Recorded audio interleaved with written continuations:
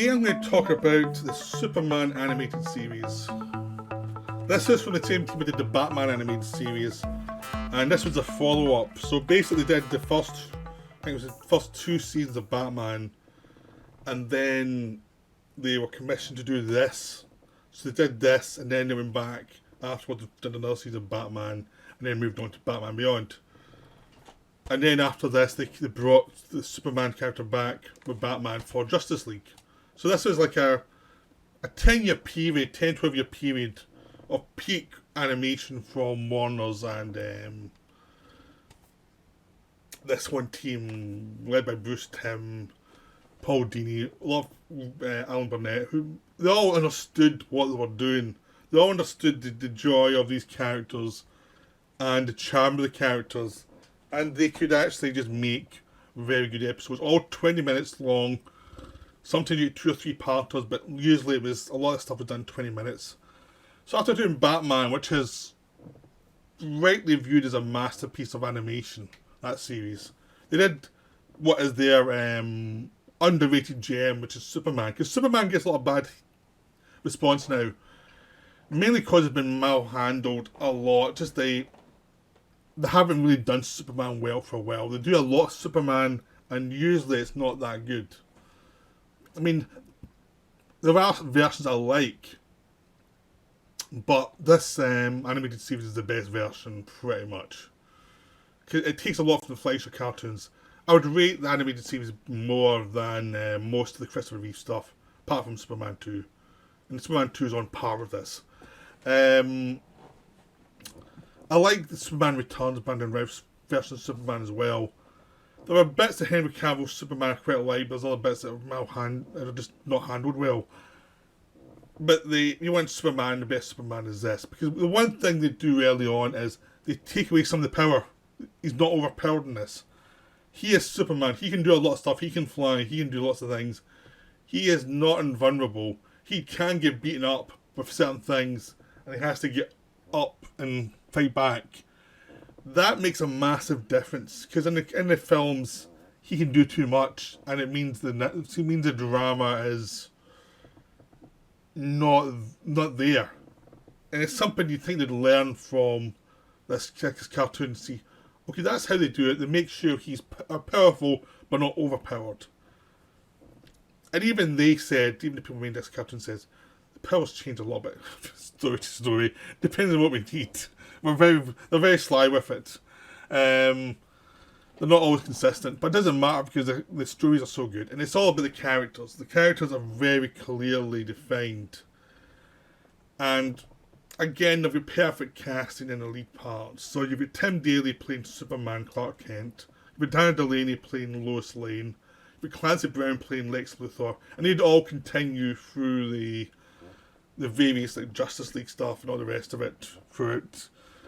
So they'd always come back, and they have a very good grasp of their characters. I mean, Clancy Brown is pretty much the best Lex Luthor. I mean, he's Lex Luthor. I mean, other people have tried. He's Lex Luthor. He's the best version. He's the version you want Lex Luthor to be. He's smart. He's cold. He's vengeful. He's petty. He's just great. Like, if Mark Hamill was born to play Joker in an animated thing, Clancy Brown was born to play Lex Luthor. He's that good. And Tim Daly's really good as Superman, like Clark Kent, because he's not doing Christopher Reeve at all. I mean, Clark Kent in this one is a competent reporter. He is good at his job. People think he's good at his job. He's not klutzy in any way. He's just a small-town reporter who Lois Lane takes the mickey out of because she's the alpha of the group in the reporting circle, and he's like her sidekick. And he's okay with that because he knows he's Superman and he's fine. And the Superman is a very well portrayed character who's confident, who knows what he's doing, but he's not like omnipotent. There are nice little touches where you realise this guy does not think Superman's the kind of construction of Clark Kent. Really, Clark Kent's got the powers, but it's really Clark Kent, and that's really what it is. So when things go wrong, He goes, "Nice job, Clark," to himself. So he views himself as Clark Kent, and that's very consistent through the series, as he views himself as a person who happens to be Superman, and that makes a character identifiable, and it just works. His relationship with Lois Lane works because she adores Clark and she absolutely really into Superman. But she's smart. She's a total smart ass. She gets in trouble all the time. She won't take any guff from anybody. But she gets in trouble for legitimate reasons. Like, she's going for a story and she's going to find out what's going on. She's not, like, scared of anything. Things happen to her, but it doesn't put her off. So that makes that character work really well. There's lots of other characters. Jimmy Olsen, this character's well done because he's basically Superman's pal. And he's Clark Kent's pal. And he doesn't know what's going on, but he's just a pal, really. He's a human figure within all these other characters who are larger than life. Perry White's in it vaguely. He's not really a real character in this one. You get the parents, the Kents come into it as well later on in the...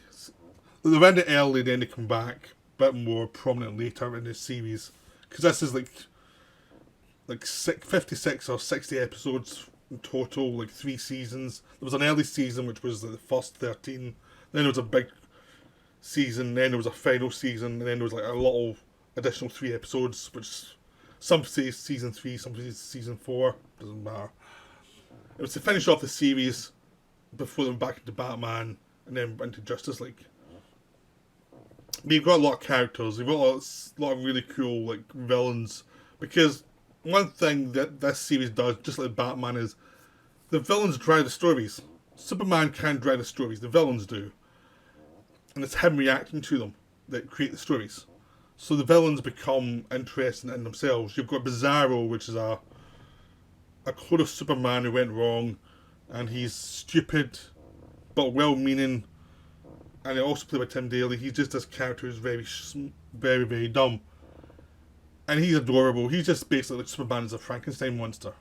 It's great. Anytime he shows up, the episode's going to be great because it's funny. Just watching Superman having to deal with this idiot who's just a clone of himself and try to be patient. To try to him basically be a parent to his own clone. You've got Mr. Mystikulik, or whatever you pronounce him, who's just an annoying character, who's intensely annoying, and he's there to annoy Superman. Superman just like, oh god, I have to deal with this idiot. And it's like, every so often he turns up, and there's a whole episode where he turns up every 3 months, because every 3 months Superman defeats him, and every 3 months Superman's just like, oh god, I have to deal with this guy again. Oh god. Which is a really funny human thing. The one thing they're very good at in this series is taking the Superman character and actually forcing them into identifiable human problems that he has to deal with. Which is something Richard Lester did a lot, and when he was directing Superman films. Like, he was very good at that kind of thing. It was like taking this icon and then bringing them down to our level and saying, like, you have to deal with this now. You've got Livewire, who's this this shock jock who hates Superman, and she just put in electricity and causes a lot of problems. You'll get Parasite, who's this guy who can take everyone's powers or life forces and feeds off that. But if you get him away from things and just put him in a room with a TV, he's happy. It's just when other people manipulate him, he becomes more of a problem. So you've got all these characters, and of course you've got Lex Luthor as a guy who's always dealing with other people, and he's always causing havoc. You've got Brainiac, who's always trying to kill Superman. He's a human machine, or he's a machine in human form, who's trying to destroy the world and get everyone's information. But he always pops up. No matter how many times you try and destroy him, he always comes back. Basically, Ultron's a rip-off of Brainiac. And Ultron from Marvel is pretty much Brainiac, but not quite as good. You've just got a bunch of characters that are just wonderful villains. I've forgotten quite a lot of them. You've got Darkseid and all his minions as well, coming from So with the new God stuff as well, which comes in as the stories progress, slowly but surely. There are kind of a presence early, and then the presence rises and rises and rises as the stories go on, and he's the ultimate threat. You've also got Supergirl comes into the end of season 2, which actually works because the character is really enjoyable, because the character is perky and a teenager, basically. So you have Superman trying to do with a teenager who has powers and trying to control her, which is another identifiable figure, because he's suddenly gone from a confident person to be a parental figure, and he doesn't like it, and it's just a bloody teenager type of thing, reactions to her. But she's a very good ally to him, and it's a very cool character to have in the show, and she's not in it all the time, she's in it when they need her. So it's a really well made set of stories. You've also got Metallico, which Malcolm McDowell plays. He comes in every so often and causes havoc. And because Malcolm McDowell with the voice, it's always fun to see him, and he's basically a Terminator with kryptonite power, which means Superman can easily get defeated by him. So he's always a fun character to have in. There's lots of stuff like that. There's also the amazing background to this show. Like, Metropolis is like multi-layered landscape. It's very colourful. It's like Gotham City, but with the lights turned on, and there's layers and layers of traffic up all the way down. And it's just basically the world of tomorrow type of thing. Everything's beautiful, everything's great. You know, most of the citizens are happy, apart from a few criminals that have to get beaten up. You've just got lots of characters in this environment that works, and it's such a joy to watch the characters fly through the city, because the city is gorgeous, and it's always getting trashed, and there's always things flying all over the place with it. And it just works beautifully. It really does. You always want to see more of the city, and as the series goes on, you see more and more of the city. I forgot to mention one other great villain, Toyman. He's not in it very often, but whenever he's in it, it's great. Is where he's this traumatized character who's got a face of a toy now, and he walks around like a toy, and he plays with he builds all these toys because he's psychologically damaged. But you know he's a tragic figure, and it's just wonderful. So, as I said, you've got the landscape. Eventually Batman turns up, and they've got Batman, Superman at certain points as well. And that's a good relationship. That's the start of that relationship where Batman's the kind of gruff, straight man. Superman actually gets to be the funny one.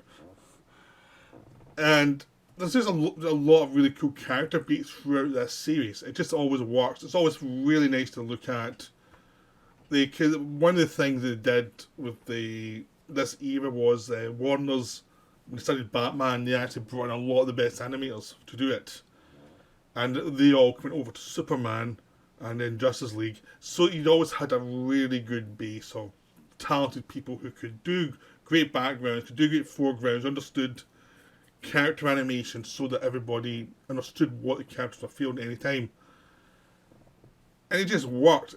Just watching the craftsmanship in this show is amazing. It's just a joy of seeing professionals do their thing.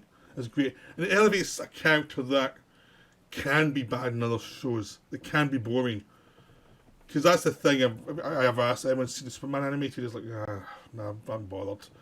Because it's Superman, and I've seen so many bad Supermans.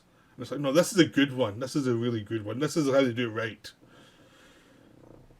But it's been tainted a lot by bad versions of the character. And this is the good version of the character. This is a really good version of the character that you should see. So I don't want to go into all the describing every episode of it, because it's a waste of time. Just go watch it. You're gonna have a good time, because it's very much based on the Fleischer cartoons of the 30s, that kind of style. And the music's terrific, and very much harkens back to the 30s style. I mean, the TV show feels like a film, really, and it's always like it's pretty much, there's a lot of 1930s base to it. There's some modern stuff too, but there's 1930s feel to a lot of it. So that it's just it's a wonderful show. It's so well done. The designs of all the characters are so well done. They've really worked out how to do this. And whenever they deal with an iconic character, they always have put thought into it. You always feel they've worked this out well in advance of making the episode to try and figure out exactly what to do with the character. So that's what's great about it. Just a lot of care into this show that really delivers. So that's me just saying, go watch the show. Really. That's 15 minutes of me saying, go watch the show. So, hope you enjoyed this video. I'll be back with some more. That's me for now. Bye.